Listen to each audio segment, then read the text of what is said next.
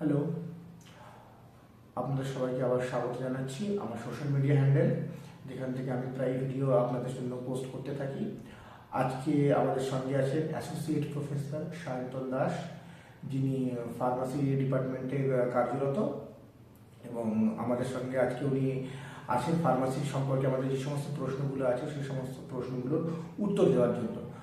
আমরা অনেকে মনে করি যে ফার্মাসি মানে হচ্ছে ওষুধ দোকানে যারা কাজ করে, আসলে কি সেটা? একটু স্যারের কাছে জেনে নেবো। তো সাধারণত তোমার কি মনে হয়, ফার্মাসি যে আমরা মনে করি সকলের মধ্যে একটা ভুল ধারণা আছে যে যারা ফার্মাসি ডিপার্টমেন্ট নিয়ে পড়াশোনা করে তারা ওষুধ দোকানে কাজ করে। তো ফার্মাসি জিনিসটা কি, মানুষ কেন পড়ে, কিভাবে কাজে লাগে, এবং নর্মাল মানুষের যে ভুল ধারণাগুলো আছে সেগুলো নিয়ে একটু বললে খুব ভালো হতো। আচ্ছা, প্রথমত আমি যেটা বলবো যে হ্যাঁ, মানুষের মধ্যে একটি ভুল ধারণা আছে যে ফার্মাসি মানে একদম চলতি ভাষায় যেটাকে বলা হয় যে ওষুধের দোকানে কাজ করে বা ওষুধের দোকানে কম্পাউন্ডার, কেমিস্ট, ড্রাগিস্ট সবকিছুর সঙ্গে গুলিয়ে ফেলা হয়। কিন্তু ফার্মাসি প্রফেশনটা বহু পুরনো একটি প্রফেশন। ফার্মাসি কোর্সটিও বা কোর্সগুলো ভীষণ পুরনো। এবার ফার্মাসি বলতে প্রথমত আমরা বাংলায় যেটা বুঝি সেটা হলো ভেষজ বিদ্যা। একদমই ফার্মাসির বাংলা নামটা হলো ভেষজ বিদ্যা। ভেষজ মানে ওষুধ। আমরা নিত্য দিনকার জীবনে, দৈনন্দিন জীবনযাপনে আমরা যে ওষুধগুলো খেয়ে থাকি, শুধু ওষুধ না, ওষুধের সঙ্গে আমরা কিছু নিউট্রিশন প্রোডাক্টও খেয়ে থাকি, আমরা কসমেটিক্স ইউজ করে থাকি, একটা ছোট্ট ফেস পাউডার থেকে শুরু করে একটা বড় ফেস ওয়াশের বোতল, সে যাই হোক না কেন, সবটাই কিন্তু ফার্মাসির মধ্যেই পড়ে। আর যে কোনো জিনিস সেই ফার্মাসির মধ্যে আমরা ফার্মাসিউটিক্যালস বলি বা নিউট্রাসিউটিক্যালস বলি, নিউট্রিশন প্রোডাক্ট আছে, বা কসমেসিউটিক্যালস, যে কসমেটিক প্রোডাক্টসগুলো আছে, প্রত্যেকটারই শুরু থেকে শেষ অবধি, মানে বানানো থেকে বিক্রি অবধি, আপনাদের বাড়িতে বা আপনাদের হাতে অবধি পৌঁছানোর অবধি কিন্তু পুরোটাই ফার্মাসিস্টরাই করে থাকেন। আপনারা হয়তো সেটা বুঝতে পারেন না, এই ধারণাটা ম্যাক্সিমাম লোকেরই নেই, কিন্তু এটা কিন্তু একজন ফার্মাসিস্টের কাজ। এবার ফার্মাসিস্টের জব প্রোফাইলগুলো আলাদা হয়। যে ডিপ্লোমা ফার্মাসি করছে মানে ডি ফার্ম করছে, বা যারা বি ফার্ম করছে, বা হায়ার স্টাডিজ করে যারা এম ফার্ম করছে বা পিএইচডি করছে, তো বিভিন্ন সেক্টরে বিভিন্ন রকম মানুষজন কাজ করেন এবং তাদের কোয়ালিফিকেশনও বিভিন্ন রকমের হয়। এবার ফার্মাসি সম্বন্ধে যদি খুব ছোট্ট করে আমি যদি বলতে চাই যে ফার্মাসি সাবজেক্ট, যেরকম বললাম ভেষজ বিদ্যা বাংলা নামটা, ফার্মাসিতে মেইনলি 4টে কোর সাবজেক্ট থাকে। কোর সাবজেক্ট আশা করি সবাই বুঝতে পারবেন। কোর মানে হলো একদম যেটা গুঁড়ো সাবজেক্ট, মানে একদম যেটা ইম্পর্টেন্ট যে সাবজেক্টগুলো হয়।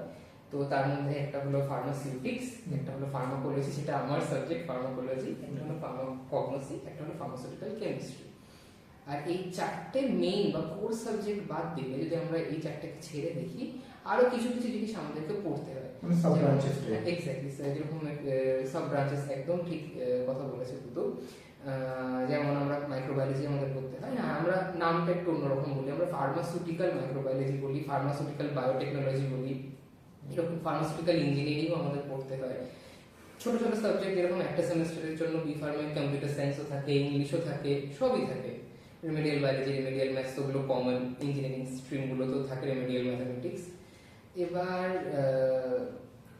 এই যে সাবজেক্টগুলো, এবার এই সাবজেক্টগুলো ডিপ্লোমা হোক বা বি ফার্ম হোক, মেইনলি এগুলোরই ছোট ছোট ভাগ করে, যারা টেকনিক্যাল ব্যাকগ্রাউন্ড থেকে বিলং করেন তারাও ভালো মতো বুঝতে পারবে যে কোর সাবজেক্ট সবসময় একবারে পড়ানো হয় না, ফার্স্ট সেমিস্টার থেকে শুরু করে লাস্ট সেমিস্টার অবধি ভেঙে ভেঙে পড়ানো হয়।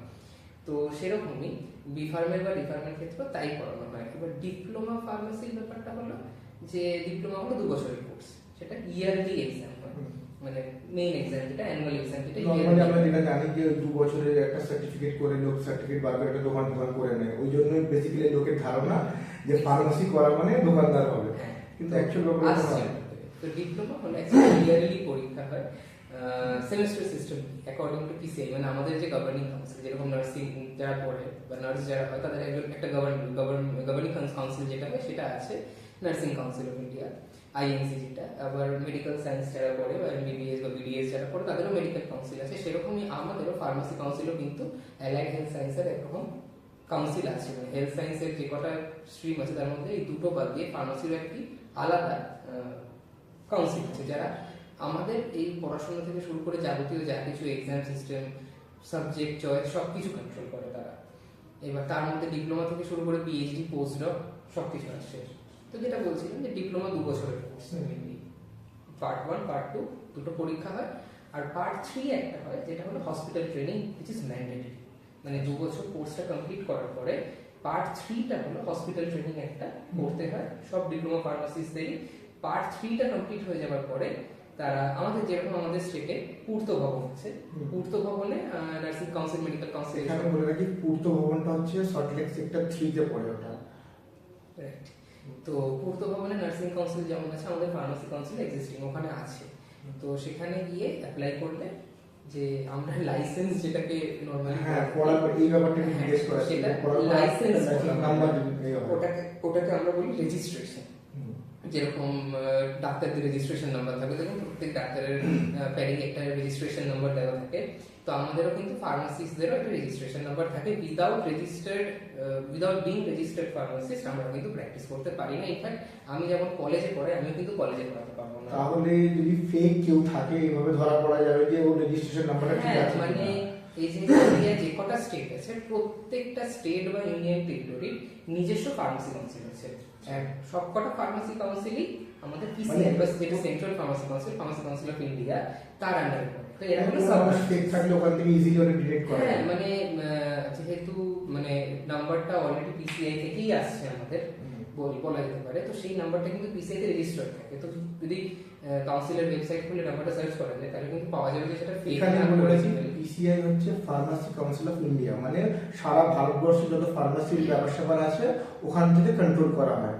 তো নাম্বারটা যেটা দেওয়া হয় সেটাও ওখান থেকে রেজিস্টার করা হয়। তো ওখান থেকে আপনারা যে কেউ যদি ফেক থাকে ফার্মাসিস্ট, তাহলে সেখান থেকে ইজিলি ডিটেক্ট করা যাবে। এই হচ্ছে ব্যাপারটা। আপনারা যদি মানে বিশদে জানতে চান ব্যাপারটা, যদি আপনাদের হাতের কাছে কেউ ফার্মাসিস্ট থাকেন তাকে জিজ্ঞেস করবেন, তাদেরও একটি রেজিস্ট্রেশন থাকে। ইনফ্যাক্ট প্রত্যেক ওষুধের দোকানই যে চলে, আমাদের পাড়ায় হোক বেপাড়ায় হোক, প্রত্যেক ওষুধের দোকানই কোনো না কোনো ফার্মাসিস্ট একজন হলেও প্রেজেন্ট থাকতে হয় সেখানে। এটাই নিয়ম ফার্মাসি কাউন্সিলের। তাছাড়া কিন্তু ওষুধের দোকান চালানো যায় না, যতই কেমিস্ট ড্রাগিস্ট যারাই থাকুন না কেন।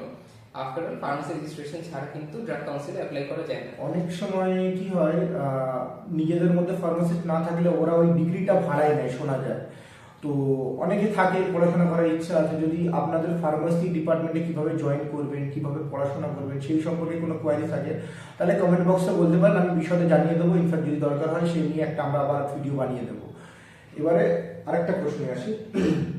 তুমি যে এখন বললে না যে ফার্মাসিউটিক্যাল ইঞ্জিনিয়ারিং, আর আমরা একটা শুনে থাকি যে তোমার মেডিকেল ইঞ্জিনিয়ারিং, যেটা আবার বায়োমেডিকেল ইঞ্জিনিয়ারিং, এই দুটোর মধ্যে তফাৎ কি আছে? বায়োমেডিক্যাল ইঞ্জিনিয়ারিং যে সাবজেক্ট, আবার আলাদা একটা সাবজেক্ট, একটা স্ট্রিমই বলা যেতে পারে, আলাদা একটা ইঞ্জিনিয়ারিং স্ট্রিম আছে বায়োমেডিক্যাল ইঞ্জিনিয়ারিং। যতদূর আমার নলেজ, বায়োমেডিক্যাল ইঞ্জিনিয়ারিং হলো এই যে আমরা দৈনন্দিনকার যে হসপিটালে গেলে বা কোনো ক্লিনিকে গেলে যে আমরা এই ইকুইপমেন্ট বা অ্যাপারেটাস গুলো দেখতে পাই, যে ফিজিওথেরাপি অ্যাপারেটাস বা এই সমস্ত যে বড় বড় অ্যাপারেটাস বা ইকুইপমেন্ট গুলো, সেইগুলোরই মেইনলি পড়াশোনা প্রবাবলি, আমি এক্স্যাক্টলি বলতে পারবো না কারণ ওই সাবজেক্টটা আমার নয়, তাও আমার যতটা ধারণা ওইটা নিয়ে পড়াশোনা করানো, এটা বায়োমেডিক্যাল ইঞ্জিনিয়ারিং। আর ফার্মাসিউটিক্যাল ইঞ্জিনিয়ারিং ওই যে আমি একটা সাবজেক্ট বললাম ফার্মাসিউটিক্স, তো ফার্মাসিউটিক্সের একটা ছোট্ট অংশ হলো ফার্মাসিউটিক্যাল ইঞ্জিনিয়ারিং। ওটা আলাদা করে পড়তে হয় বি ফার্মে, কিন্তু ফার্মাসিউটিক্যাল ইঞ্জিনিয়ারিং একটা আলাদা সাবজেক্ট। তো সেই সাবজেক্ট, হ্যাঁ, সেটা আমাদেরকে পড়তে হয়। মানে বলা যেতে পারে আমাদের অনেক কিছু থাকে, মেইনলি ফিজিক্স, মানে যারা ফিজিক্সে পারে তারা এগুলো বুঝতে পারবে, রেনল্ডস নাম্বার এসব অনেক কিছু থাকে। তো সেইগুলো আমাদের কাজে লাগে, ল্যামিনার ফ্লো, স্ট্রিমলাইন ফ্লো, হ্যান ত্যান, ঠিক আছে। মানে এইসব জিনিসগুলো আমাদেরকে পড়তে হয়, কারণ আমাদেরও যখন একটা ওষুধ বানানোর প্রক্রিয়া চলছে বা সেটার ফর্মুলেশন বা যেটা বানানো হয়ে যাওয়ার পরে সেই ওষুধগুলোর তো অনেক টেস্ট রান করে, মানে কিউসি পাস করানোর জন্য অনেক টেস্ট রান করানো হয়। তো সেখানেও কিছু কিছু অ্যাপারেটাস বা ইকুইপমেন্ট ইউজ হয়, বা এমনি আমাদের ল্যাবে প্রচুর ইনস্ট্রুমেন্ট ইউজ হয়, তো সেগুলোর মেইনটেনেন্সের ব্যাপারটা থাকে। এখানে টেস্টিং এর কথা বলে আমার একটা ইন্টারেস্টিং ফ্যাক্টর মনে এলো। ও ফার্মাসিতে যখন ল্যাবে পরীক্ষা করা হয়, ওখানে অনেক শুনেছি জীব জন্তুর উপর অনেক এক্সপেরিমেন্ট করা হয়। এখন কি গভর্নমেন্ট অফ ইন্ডিয়া কি পারমিশন দেয় বর্তমানে? এটা পসিবল? প্রশ্নটা খুবই ভালো প্রশ্ন একটা। অ্যাকচুয়ালি অ্যানিমাল টেস্টিং, আমি নিজে ফার্মাকোলজির লোক হয়েও আমি এটা একটু অ্যাগেইনস্টলি, মানে অ্যানিমাল টেস্টিং এর উপরে। তো একটা সময় যখন আমরা পড়াশোনা করেছি তখন আমরা ফার্স্ট সেম থেকে, বি ফার্মের ফার্স্ট সেম থেকেই আমরা অ্যানিমাল হ্যান্ডলিং করতাম। কিন্তু এখন সিপিসিএসি একটি কাউন্সিল আছে যারা animal ethical committee, animal cruelty ethical committee, তো তাদের গাইডলাইনটা মেনে চলতে হয় প্রত্যেকটা ফার্মেসি কলেজকে। আর তাদের গাইডলাইন বলে ডিপ্লোমা বা বিফার্ম লেভেলে, মানে একদম ইউজি বা ডিপ্লোমা লেভেলে অ্যানিমাল টেস্টিং করতে দেওয়া হয় না, ইনফ্যাক্ট অ্যানিমাল হ্যান্ডলিংই করতে দেওয়া হয় না, অ্যানিমালকে হাতে দেওয়া হয় না। সেটা অনলি রিজার্ভ আফটার বিফার্ম, মানে এম ফার্ম বা ফার্দার স্টাডিজ যদি কেউ করে তারা এখন ইউজ করতে পারবে, কিন্তু তার জন্য অ্যানিমাল এথিক্যাল কমিটির অনেক গাইডলাইন মেনে চলতে হবে। তো কোন কোন জীবগুলোকে নর্মালি আমরা ইউজ করা হয় আর কেন?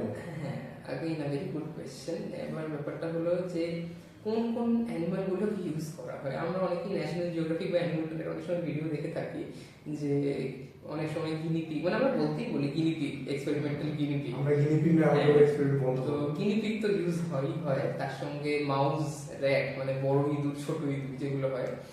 মেইনলি ফার্মেসির ক্ষেত্রে সাদা বা অ্যালবিনো যে মাউস বা র্যাট গুলো হয় সেগুলো আমরা ইউজ করি। অনেক সময় ক্যান্সারের স্টাডির জন্য অনেক সময় ব্ল্যাক মাউস ইউজ করা হয়, মানে মেইনলি মেলানোমা স্টাডি। এই যে ইউজ করার পিছনে কারণ কি, মানুষের সঙ্গে কোনো মিল আছে? হ্যাঁ, এবার আমাদের শরীরে অনেক অর্গান সিস্টেম আছে। এবার ব্যাপারটা কি হয় যে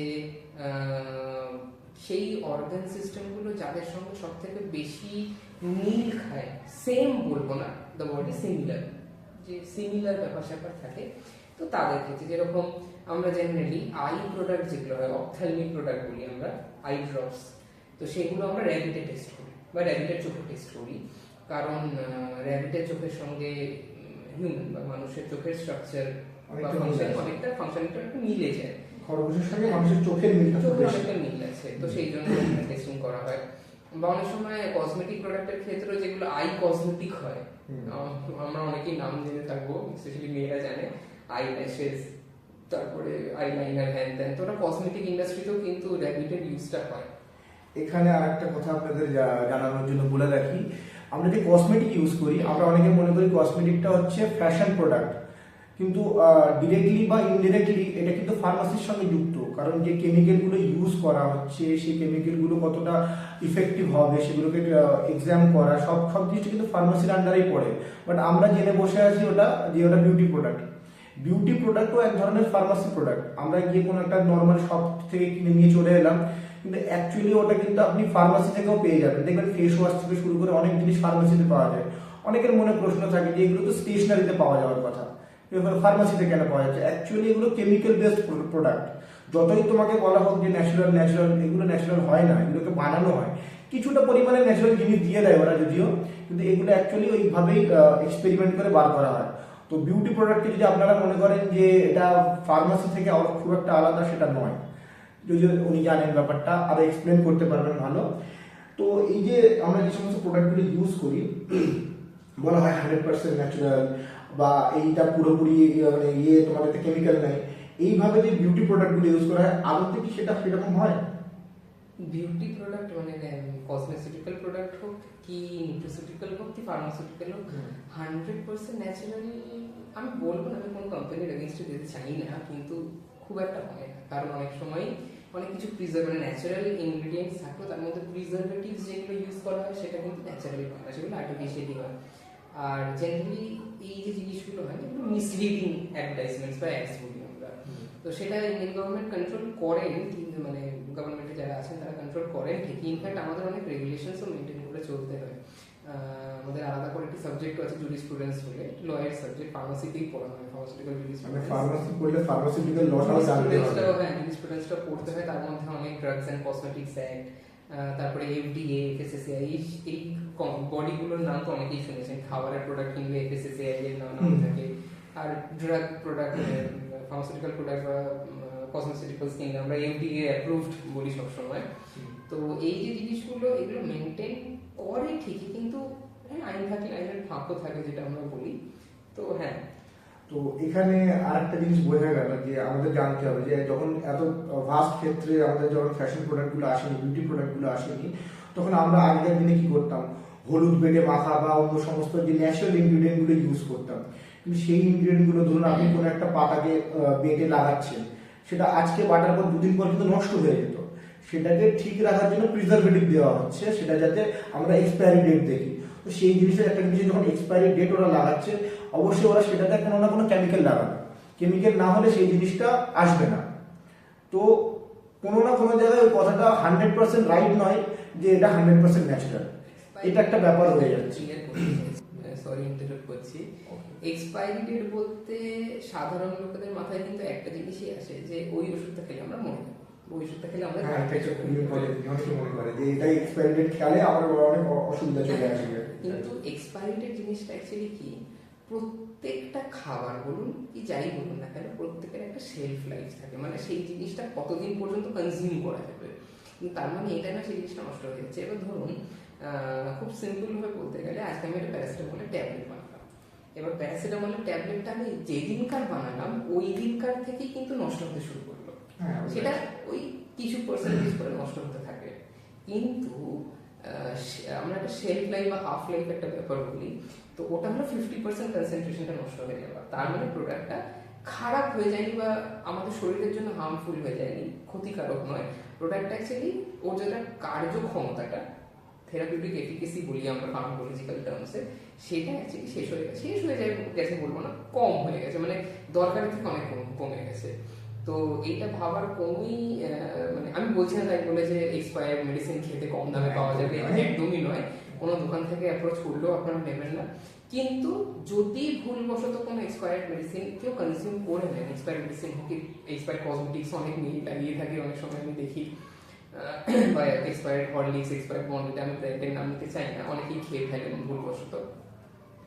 তো সেটাতে খারাপ কিছু হবার বা পেট খারাপ হয়ে যাবে খেলে, বা আমার স্কিন খারাপ হয়ে যাবে লাগালে, এই ব্যাপারটা কিন্তু হবে না, কারণ অ্যাকচুয়ালি ওই জিনিসটার যে কার্যক্ষমতাটা ওটাই কমে গেছে, যেটা হওয়ার দরকার সেটাই কমে গেছে। আচ্ছা, এখানে একটা কোয়েশ্চেন করবো আমি, যে এক্সপায়ার মেডিসিন কিনলাম খেলাম ওটা একটা আলাদা জিনিস। অনেক সময় হয় যে আমরা বাড়িতে কোনো মেডিসিন কিনলাম, ওটাকে খুলে ফেললাম, ফর এক্সাম্পল কোনো সিরাপ হলো বা কোনো রকমের মেডিসিন খুলে ফেললাম, ওই ক্ষেত্রে কি হচ্ছে, দেখো এই ক্ষেত্রে লাইফটা নষ্ট হয়ে গেছে, কাজ ক্ষমতা শেষ হয়ে গেছে। কিন্তু অনেক সময় কি অনেক জিনিস আছে হাওয়ার সঙ্গে রিয়াক্ট করে অন্য কম্পাউন্ডমেন্টে তৈরি হয়ে গেল, সেটা খেলে তো অসুবিধা হতে পারে। তাই এটা আরেকটা জিনিস সবাইকে বলবো একটু মেনটেন করতে। জেনারেলি আমরা কসমেটিকের ক্ষেত্রে দেখি, এটা কসমেটিকে সবসময় এক্সপায়ারি ডেট মেনশন করা থাকে না, বেস্ট বিফোর বলে লেখা থাকে। তো সেটা কিন্তু যতদিন প্যাকেজিংটা বন্ধ আছে, যতদিন সিলটা যেটা থাকে, উপরে একটা অ্যালুমিনিয়াম সিল থাকে বা কিছুটা কাগজের সিল থাকে, ওটা যদি না কাটা হয়েছে ততদিন অবধি। এবার ওইটা যখনই আমরা ছিঁড়ে ফেললাম সিলটা, তখন কিন্তু তার ঠিক তলাতেই, বেস্ট বিফোরের তলাতেই একটা এরকম ঢাকনা খোলা একটা সিম্বল থাকে, মানে একটা কৌটো, তার ঢাকনাটা খোলা, তার মধ্যে একটা নাম্বার লেখা থাকে, 11, কখনো 12, কখনো 8, কখনো 6, একটা নাম্বার লেখা থাকে, আর তার পাশে এম লেখা থাকে। আচ্ছা, এম ইজ ফর মান্থ বা মাস, 11 হোক 12 হোক, ততদিন প্রোডাক্টটা ওই যে খুলে নিলাম আমরা তার মধ্যে ইউজ করতে হবে। না হলে যেটা কুতুব এক্ষুনি বলবো যে খোলার পরে রিয়াকশন অ্যাকচুয়ালি হয়, ম্যাক্সিমাম কসমেটিক বা ফার্মাসিউটিক্যাল প্রোডাক্টে কিন্তু একটু হলে অক্সিডাইজ হয়ে থাকে, আমাদের হাওয়াতে অক্সিজেন আছে, তো সেটার সঙ্গে যতবার আমরা খুঁজছি, ঢাকনাটা খাচ্ছি বা লাগাচ্ছি, যাই করছি না কেন, ওটা অক্সিজেনটা সংস্পর্শে আসে আর জিনিসটা অক্সিডাইজ হতে থাকে, তো একটু হলে প্রোডাক্ট ওয়েস্টেজ হয়। আমি কিন্তু ওই সিম্বলটা একবারও খেয়াল করে দেখিনি, I have never seen this. তাহলে মেনলি কসমেটিক প্রোডাক্ট থাকে, ফার্মাসিউটিক্যাল প্রোডাক্ট যেহেতু বন্ধ হয়, আর ব্যাপারটা হলো আমাদের ফার্মাসিউটিক্যাল ইন্ডাস্ট্রিতে যে মেনলি আমরা যে ফর্মুলেশনগুলো যে প্যাকেজিং করি, তার ট্যাবলেট ক্যাপসুল হলে আলাদা ব্যাপার, স্ট্রিট প্যাকেজিং করা হচ্ছে, কিন্তু যদি সিরাপ বা কিছু হয় তো সেটা কিন্তু একটু ন্যারো নেক বটল বা কিছু হয়, বা সিল, মানে বারবার এরকম বন্ধ করা যাবে, চেপে আটকানো যাবে, এরকম এখন পুশ কাটতে দিয়েছে বাচ্চাদের। এক্স্যাক্টলি। তো ওটা চাইল্ড সেফ, যেটা পুষ্টি, ওটা চাইল্ড সেফের জন্য, মানে ভিটামিন ই গুলো পাওয়া যায়। তো ফার্মাসিউটিক্যাল প্রোডাক্টগুলো জেনারেলি এরকম করে খারাপ হওয়ার চান্সেস থাকে না, ওটা যেটা এক্সপায়ারি ডেট তার মধ্যে ইউজ করলেই হবে। বাট কসমেটিক প্রোডাক্টে একটু আপনার লেভেলটা দেখে নেবেন যে কত মাসের মধ্যে ইউজ করতে হবে, মেবি ওটা মাসই থাকে লেখা, 36 মান্থসও থাকে অনেক সময়, অনেক প্রোডাক্টে যেগুলো একটু হায়ার শেলফ লাইফের হয় সেগুলো 36 মান্থস অবধি ইউজ করা যায়। আচ্ছা, প্রোডাক্টের ওটা তো শেলফ লাইফটা গেল, কিভাবে ইউজ করা হবে গেল, এবারে কথা হচ্ছে যে কনজিউম করা হয়, খাওয়া হয়, কনজিউম করার ভিতরে যে সমস্ত প্রবলেমগুলো আছে, যেমন আমাদেরকে ডক্টর কোনো একটা জিনিস, আমরা নর্মালি বললাম যে শীত আসছে আমাদের, এবার ঠান্ডা লাগবে মানুষের, যাবে গিয়ে অ্যান্টিবায়োটিক্স হয়তো ডাক্তারের কাছে লিখিয়ে প্রেসক্রাইব করে নিয়ে চলে এলো, ডাক্তার লিখলো 5 দিনে, আমাদের 2 দিনে সেরে গেল। অনেকে ওটা কন্টিনিউ করে না, তো এটা ঠিক না ভুল, আর এর কি সাইড এফেক্ট হতে পারে? এটা অ্যাকচুয়ালি খুবই একটা খারাপ জিনিস, বা খারাপ, এটা আমরা ম্যাল প্র্যাকটিস করি অ্যাকচুয়ালি। দেখুন, একজন ডক্টর বা একজন প্রেসক্রাইব মেডিকেল মানে রেজিস্টার্ড মেডিকেল প্র্যাকটিশনার যখন যে কোনো ওষুধ দিচ্ছেন তারা কিন্তু কোর্স দেন সবসময়, আমরা কোর্স বলি, মানে বাতিল ভাষায় কোর্স বলা হয়। এবার অ্যান্টিবায়োটিকের কোর্সটা কেন বেশি ইম্পর্টেন্ট, কারণ ধরুন আমাদের বডিতে কিছু ইনফেকশন হলো, ধরুন আমার শরীরে কিছু ইনফেকশন হলো, এবার সিম্পল ঐকিক নিয়মে ভাবি, যদি আমার বডিতে 100টা ব্যাকটেরিয়া ধরুন আছে বা বেড়ে গেছে, 100টা ব্যাকটেরিয়া অব্দি আছে, তখন ডাক্তার দেখালাম, আমাকে একটা 5 দিন হোক, 6 দিন হোক, 10 দিন হোক, দিনে 2 বার করে অ্যামোক্সিসিলিন ক্ল্যাভুলিনিক অ্যাসিড মানে পটাশিয়াম ক্ল্যাভুলিনেট দেওয়া হলো কম্বিনেশন, ক্ল্যাভন যেটা ব্র্যান্ড পাওয়া যায়, আর অনেক কিছু ক্ল্যাভন নাম আছে, খুব বেশি ক্ল্যাভন আছে, অগমেন্টিন আছে, এরকম অনেক ব্র্যান্ড আছে, আমি কোনো করছি না, যাই হোক। তো আমরা এই 6 দিন খাবার জায়গায় ধরুন আমরা 3 দিন খেলাম, এবার আমরা না ওই ফিল গুড ব্যাপারটা চলে গেছে, আমি যেহেতু আমি অ্যান্টিবায়োটিকটা কাজ করতে শুরু করেছে, তো শরীরটা ঠিক হয়ে যায়, মানে বডি কি করে, শুধু অ্যান্টিবায়োটিক তো কাজ হচ্ছে না, বডিও নিজের ডিফেন্স সিস্টেম চালাচ্ছে, ডিফেন্স মেকানিজম চালাচ্ছে, বডিও ফাইট করছে ইনফেকশন, তার ফলে আমাদের বডি কিন্তু অনেকটা রিকভার করতে থাকে। এখানে একটা কথা একটু আপনাদের সুবিধার্থে বলে রাখি, আমরা যে মেডিসিন গুলো খাই আমরা মনে করি মেডিসিন গিয়ে আমাদের রোগটাকে ঠিক করে দিচ্ছে, অ্যাকচুয়ালি হয় না। রোগ ঠিক করার দায়িত্ব হচ্ছে আমাদের যে ইমিউনিটি সিস্টেম আছে, আমাদের বডির যে ভিতরের যে পাওয়ারটা আছে সেইটাকে, মেডিসিন গিয়ে সেই পাওয়ারটাকে ইনহ্যান্স করে, বাড়িয়ে দেয়। মেডিসিন দিয়ে মেডিসিন খেলাম ঠিক করলো এটা না, ইমিউনিটি পাওয়ারটাকে অলওয়েজ মানুষের ঠিক রাখা দরকার, তার জন্য যে সমস্ত প্রসেস ফলো করা দরকার সেটাকে ই করা দরকার। এটা আমার ওনার কাছেই শোনা, ওই জন্য মাঝখানে একটু ইন্টারাপ্ট করলাম, সরি ফর দ্য ইন্টারাপ্শন। তো যেটা বলছিলাম যে 6 দিনের অ্যান্টিবায়োটিক কোর্সটা বা 5 দিনের অ্যান্টিবায়োটিক কোর্সটা আমি 3 দিনে ছেড়ে দিলাম। এবার আমার শরীরে যে 100টা ব্যাকটেরিয়া ছিল তারা কিন্তু সবকটা মরে গেল না, তারা কিন্তু রয়ে গেল, আর ধরুন ওই 70-80% ব্যাকটেরিয়া মরে গেল, রেস্ট যে 20% ব্যাকটেরিয়াগুলো রয়ে গেল, তারা ওই ওষুধটাকে চিনে নিল, ওই অ্যামোক্সিসিলিন হোক কি ক্ল্যাভন যে ওষুধটা আমাদের ক্ষতিকর আছে চিনে নিলাম, হ্যাঁ, তো সেইটাকে ওরা চিনে নিল। এবার আমরা হলাম মাল্টি সেলুলার, মানে আমাদের মধ্যে অনেক কোষ আছে, আমরা বহু কোষী প্রাণী, আর ওরা হলো ছোট ছোট এক কোষী প্রাণী, সিঙ্গেল সেলুলার অ্যানিমাল বা রাদার অর্গানিজম। এবার ওদের মধ্যে মিউটেশনের ক্যাপাবিলিটিটা খুব ভালো আছে, ওরা যখনই চিনে নিল, ওরা নিজের জেনেটিক্স আশা করি সবাই বুঝবে। মিউটেশন বলতে মানে কোনো জিনিসের উপর যখন অ্যাটাক করা হয় তার প্রতিরোধ ক্ষমতাটা ওরা বাড়িয়ে নেয়, মিউটেশন মানে প্রতিরোধ ক্ষমতা যেটা ওরা বাড়িয়ে নেয়। এবার যখনই মিউটেট করে গেল, ওরা নিজেদের জিন সিকোয়েন্সটা বা জিনোম সিকোয়েন্সটা চেঞ্জ করে নেয়, যার ফলে এবার ওই ব্যাকটেরিয়াগুলো যখন আবার নিজেরা ডেভেলপ করছে, আবার রিডিভিশন হচ্ছে, সেল ডিভিশন তো হয়, রিডিভিশন হচ্ছে, ওরা কিন্তু ওই মিউটেটেড জিন সিকোয়েন্সটা নিয়ে আবার ফার্দার গ্রো করছে বা নিজের বংশবৃদ্ধি করছে। আবার যখন আমার শরীরে সেম ইনফেকশনটা হবে, ধরুন আমার কাশি, সর্দি, জ্বর হয়েছিল, আমাকে অ্যামোক্সিসিলিন ক্ল্যাভুলিনিক অ্যাসিড যেটা বললাম ওই কম্বিনেশনটা দেওয়া হয়েছিল, আবার পরবর্তীতে যখন আমার ইনফেকশনটা হবে, ওই ব্যাকটেরিয়াগুলো ইনফেকশন ছড়াবে, তখন কিন্তু আমার অ্যামোক্সিসিলিন ক্ল্যাভুলিনিক অ্যাসিডের কোনো কাজ করবে না, তখন আবার অন্য অ্যান্টিবায়োটিক দিতে হবে। এইরকম করে করে বহু বছর ধরে অ্যাকচুয়ালি পেনিসিলিনের যাত্রাপথ থেকে আমরা অনেকটা পেরিয়েছি, অনেক নতুন নতুন ক্লাস অফ অ্যান্টিবায়োটিক্স আমরা ডিসকভার করে ফেলেছি, মানে এখন সেট্রিয়াক্সন বা সিফিক্সিন টাইপের অ্যান্টিবায়োটিকও চলে। তো ব্যাপারটা কি হয় যে দেখুন, এখন যেরকম পেনিসিলিনের গ্রুপগুলো খুব একটা কাজ করে, পেনিসিলিন ড্রাগগুলো খুব একটা কাজ করে না, ওটাই হলো কারণ যে আমরা এত বেশি ইউজ করেছি না, ওরা নিজেদের মিউটেট করে নিয়ে ওই ড্রাগটাকে চিনে নিয়েছে, তো সেই ওষুধটাকে যখন চিনে নিয়েছে তারা ওর উপরে কোনো কিছু করতে পারে না, পুরোটা বেকার। ওষুধকে আমরা যদি কোর্স কমপ্লিট না করি, সেই ওষুধটাকে সেই ভাইরাসটা চিনে ফেলে, পরবর্তীকালে হয়তো হ্যাঁ আজকে আমি ওষুধটা খেলাম কাজ করলো, আবার 1 সপ্তাহ পরে হলো আবার খেলাম আবার কাজ করলো, কিন্তু একটা সার্টেন টাইম পরে গিয়ে আর কাজ করে না, তখন ডক্টরদের আবার ওটাকে চেঞ্জ করে দিতে হয়, আবার নতুন ধরনের কোনো অ্যান্টিবায়োটিক লিখতে হয়, তবে কাজ হবে। আমরা মনে করি, অনেকে মনে করে যে বেশি ওষুধ খাওয়া ঠিক নয়, চলো 2 দিন খেলাম ঠিক হয়ে গেছে আর খাবো না, এটা ক্ষতি লাগছে। একটা টাইম এমন ছিল যে 500 পাওয়ারের ওষুধ, যেটা আমরা যেটা মনে করি মানে নর্মাল চলতি কথা বলে 500 পাওয়ারের ওষুধ, 500 পাওয়ারের ওষুধ কিন্তু খুব রেয়ারলি লেখা হতো।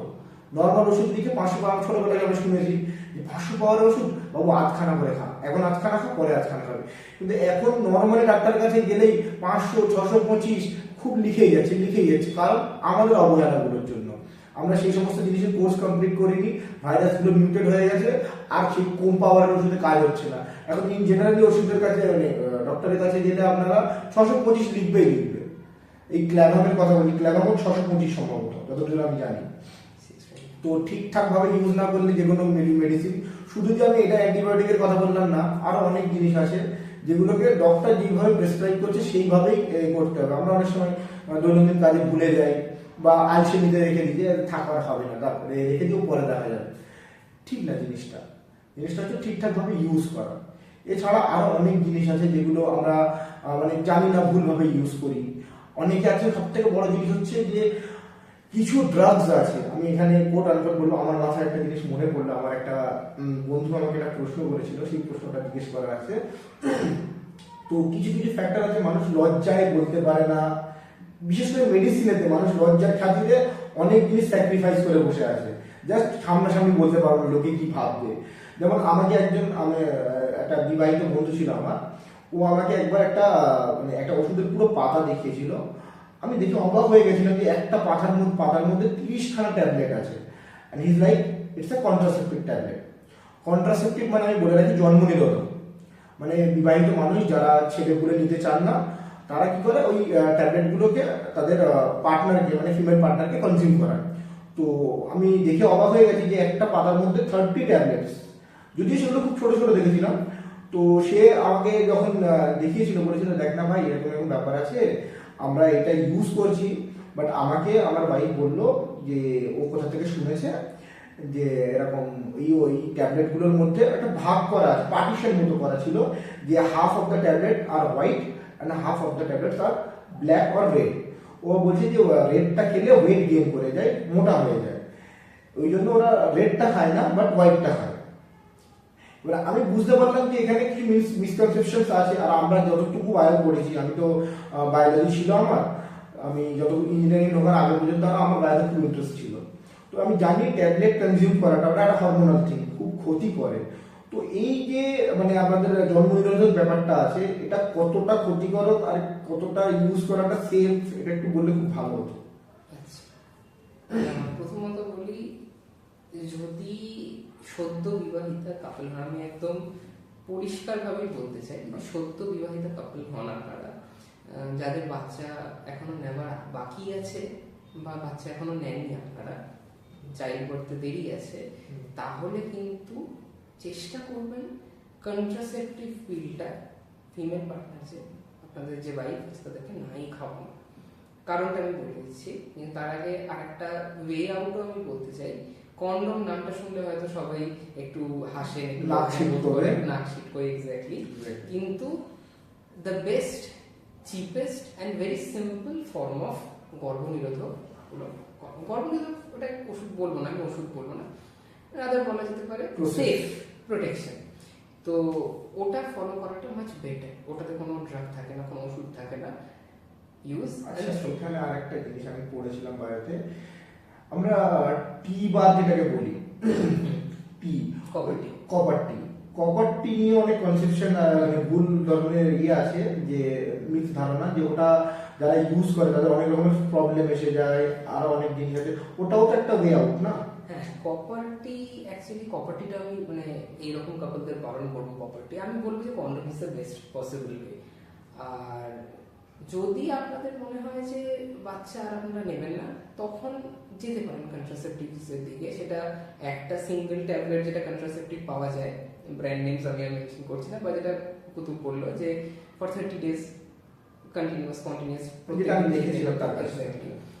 আলাদা আলাদা ভাগ আছে, সেটা অ্যাকচুয়ালি এই জিনিসগুলো কখনোই, এগুলো লেভেল প্রেসক্রিপশন, তো প্রেসক্রিপশনটা তো এগুলো কখনোই উইদাউট গাইনোকোলজিস্টের কনসার্ন, মানে মেয়েদের যে ডাক্তার, নাম হলো গাইনোকোলজিস্ট, ফিমেল ডক্টর। হ্যাঁ, ফিমেল ডক্টর। তো female concern can be a male doctor, but তো স্ত্রী রোগ বিশেষজ্ঞ যেটাকে বলা হয়, এক্স্যাক্টলি। তো গাইনোকোলজিস্টের সঙ্গে কথা বলি বা তার কনসার্ন নিয়ে কিন্তু এগুলো ইউজ করবেন।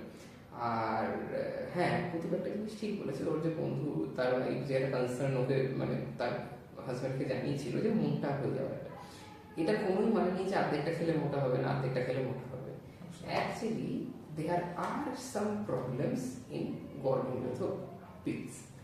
এবার তার মধ্যে একটা এডিআর আমরা বলি, আমরা অ্যাকচুয়ালি সাইড এফেক্টের ছোট্ট জিনিস, তার বড় ব্যাপারটা হলো এডিআর, অ্যাডভার্স ড্রাগ রিঅ্যাকশনস। তো তার একটা এডিআর হলো মোটা হয়ে যাবে বা ফ্যাট গেইন করা। আর তাছাড়া অনেক আলাদা আলাদা রকমের প্রবলেম আছে। সব থেকে লং টার্ম প্রবলেম বা প্রলং প্রবলেম যেটা আসে সেটা হলো পরবর্তীতে আর বাচ্চা না হলো ওভিউলেশন, যে সাইকেলটা, মেনস্ট্রুয়েশনের সাইকেলটা, ওটা অনেক সময় না হেরফের হয়ে যায়, যার ফলে বাচ্চা হওয়াটা একটা মানে ইনফার্টিলিটি কেসেস চলে আসতে পারে। আমি বলছি না আসবে, মানে আসার চান্সেস থাকে।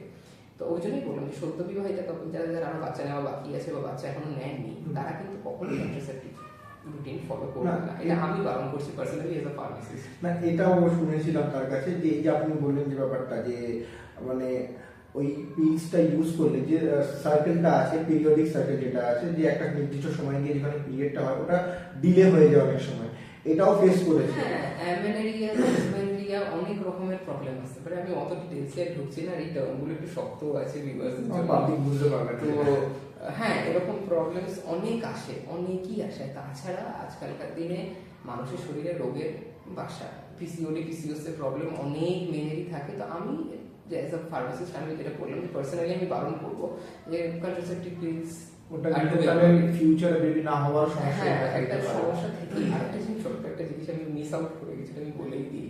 এই যে আমি অনেকক্ষণ ধরে ড্রাগস ড্রাগস ড্রাগস ড্রাগস বলছি, ড্রাগস বললে লোকের মধ্যে মিসকনসেপশন আসছে, আরে ড্রাগস মানে তো নেশার জিনিস। অ্যাকচুয়ালি নয়, এই ছোট্ট জিনিসটা আমি বলে দিই, বলে আজকের ভিডিওটা আমি দুপুর আজকে অবধি থাক, পরের দিন আর ডিসকাস করা যাবে। তো ড্রাগসের ব্যাপারটা হলো যে আমরা ড্রাগসের definition according to World Health Organization যদি দেখি, তাহলে ড্রাগ হলো এমন একটা জিনিস যেটা আমাদের ফিজিওলজিক্যাল চেঞ্জেস আনতে পারে, শরীরে চেঞ্জেস আনতে পারে। সেটা কেমিক্যাল হোক, সেটা মেকানিক্যাল হোক। একটা চশমা কিন্তু একটা ড্রাগ, একটা হিয়ারিং এড যেটা হয় সেটাও একটা ড্রাগ, যে মানুষ শুনতে পায় না কানে, একটা হিয়ারিং এড লাগাচ্ছে, সেটাও একটা ড্রাগের মধ্যেই পড়ে। তো ড্রাগ মানে কিন্তু নার্কোটিক নয়। আপনারা ড্রাগ মানে হয়তো ভেবে নেন যে নেশার জিনিস, কিন্তু সেগুলো হলো নার্কোটিক ড্রাগ, সেটা বা হ্যালুসিনোজেনিক ড্রাগ, সেটা একটা আলাদাই জায়গায় চলে যায়। সেটাও ফার্মাসিতে ইউজ আছে, আমি বলবো না সেগুলো ফার্মাসিতে ইউজ নেই, প্রত্যেকটা জিনিসের ইউজ আছে। বাট হ্যাঁ, সেগুলো আরো বেশি কন্ট্রোল, মানে আমাদের গভর্নমেন্টের কন্ট্রোলে থাকে। সেটা আপনাকে মানে আরোই প্রেসক্রিপশন ছাড়া দেওয়া হবে না। তো ড্রাগস মানে হলো ওই যে এক্ষুনি বললাম ভেষজ বিদ্যা, তো সেই ভেষজ মানে যেটা ওষুধটা আমি ট্যাবলেট ক্যাপসুল হলো ফর্মুলেশন, মানে ওই ফর্মটা যে কি হিসেবে আমরা খাচ্ছি, ট্যাবলেট হোক, ক্যাপসুল হোক, সিরাপ হোক, অয়েন্টমেন্ট হোক, জেল হোক, যাই হয়ে যায় না কেন, লোশনও আছে। তো এইগুলো হলো আমরা ফর্মুলেশন করি। মানে ফর্মুলেশন মানে হলো যেগুলো আমরা দেখতে পাচ্ছি, কিন্তু তার ভেতরে থাকে ড্রাগটা, যেটা ওষুধটা। আমরা ওষুধ বলতে জেনারেলি ওগুলোকেই বলি, বুঝি, কিন্তু ওষুধ অ্যাকচুয়ালি ভেতরে যে ড্রাগটা আছে সেইটা। তো ড্রাগ মানে খারাপ কিছু নয়। তো এই মিসকনসেপশনটা একটু দূরে যাবে। যেমন বললো যে এবারে শেষ করা যাক, তো শেষ করার আগে এই কথাটা যখন উঠেছে একটু ডিরেক্ট আরেকটা জিনিস জানতে চাইবো, যেটাকে নর্মালি আমাদের মধ্যে সবার মধ্যে পপুলার আছে সিস্ট বলে, পিসিওডি উনি বললেন, পিসিওডি, পিসিওএস, সিস্টও কিন্তু যে শুরু হয় সেটা কিন্তু এই কন্ট্রাসেপটিভ খাওয়ার পর থেকে খুব বেশি হারে শুরু হয়। এছাড়া ন্যাচারালি আমাদের যে ডায়েট আছে, ডায়েটের ফলে অনেক কিছু হয়। তো এই যে আজকাল সিস্টের এত প্রবলেম দেখা দিচ্ছে, সিস্ট জিনিসটা কি আর কিভাবে আসে, কিছুটা হলে অ্যাভয়েড করার কি প্রসেস আছে কি? পিসিওএস হলো পলিসিস্টিক ওভারিয়ান সিনড্রোম, আর পিসিওডি হলো পলিসিস্টিক ওভারিয়ান ডিজিজ। দুটো জিনিস নামটা একই রকমের হলো একটু আলাদা, খুব একটা হেরফের নেই, একটু আলাদা। তো পিসিওডি হোক বা পিসিওএস হোক, আজকাল মেয়েদের মধ্যে ভীষণ এই প্রবণতাটা আছে গ্রো করার। এবার এটা না কিছুটা জেনেটিক একটা জায়গা থাকে, মানে কিছুটা হ্যাঁ কিছুটা বংশ পরম্পরা হেরিডিটিতে আসে, কিছুটা আমাদের এখনকার এনভায়রনমেন্টাল ফ্যাক্টরের উপর ডিপেন্ড করে, কিছুটা ভুলভাল ডায়েট বা লাইফস্টাইলের জন্য আসে। মানে আমরা যে প্রবলেমটা কোথায়? প্রবলেমটা ওই একটাই জায়গাতে, যে নিজেকে মেনটেন করতে হবে, নিজের লাইফস্টাইলটা চেঞ্জ করতে হবে। কারণ পিসিওডি বা পিসিওএস খুব বেশি বাড়াবাড়ি না হলে কোনো সার্জন, মানে গাইনোকোলজিক্যাল সার্জন এখন তারা খুব একটা সার্জারির দিকে যেতে চায় না। সার্জারি করলে তো আর বাচ্চা নেওয়া যাবে না। না, ওটা আলাদা ব্যাপার। ছোট থাকলে সার্জারি করলে কিছু প্রবলেম আসে না, যদি না পুরোটাই মানে একদম ওভারটাকে কেটে করা দিতে বা ফ্যালোপিয়ান টিউব, যাই হোক না কেন।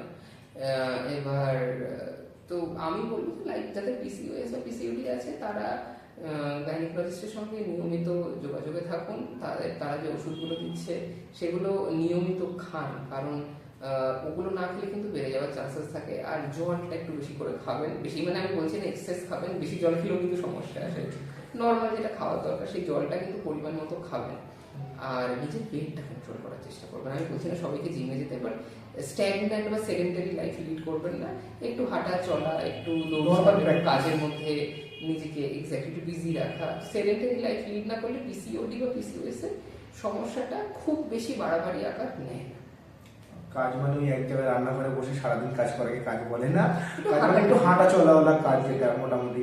এখন তো ডায়াবেটিসও আমাদের পেছনে দৌড়ে পড়েছে একটা মুশিয়ান বোল্টের মতো, ছাড়ার কোনো উপায় নেই।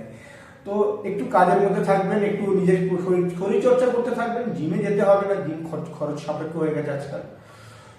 তো আজকের এই ভিডিওটা এই অবধি সমাপ্ত করছি। ভালো থাকবেন, ভালো রাখবেন, এবং যদি কোনো জিনিস বুঝতে অসুবিধা হয়, সেই সমস্ত টার্মগুলো বা যে সমস্ত জিনিসগুলো বুঝতে অসুবিধা হচ্ছে কমেন্ট বক্সে আমাকে জানাবেন। আর ইন ফিউচার যদি আরও কোনো টপিকে আমাদের ভিডিও বানালে আপনার ভালো লাগে, মানে মনে হয় যে না ভিডিওটা বানানো দরকার, তাহলে আমাদের কমেন্ট বক্সে জানাবেন। আপনাদের যে কোনো কনফিউশন, যে কোনো সমস্যা নিয়ে আপনি কমেন্ট বক্সে জানালে আমি আবার সেটা নিয়ে ভিডিও বানানোর চেষ্টা করব। কেন মেডিকেল নিয়ে অনেকের অনেক প্রবলেম থাকে, অনেক টার্ম বোঝা যায় না, মানুষ কনফিউজ থাকে আর ভুল করে বসে। তো আমি চাইবো ভুল না করে কমেন্ট করুন, যাতে আমরা ভিডিও বানিয়ে আপনাদেরকে একটু সচেতন করতে পারি। আসি, আজকের মধ্যে এখানে শেষ হলো। নমস্কার।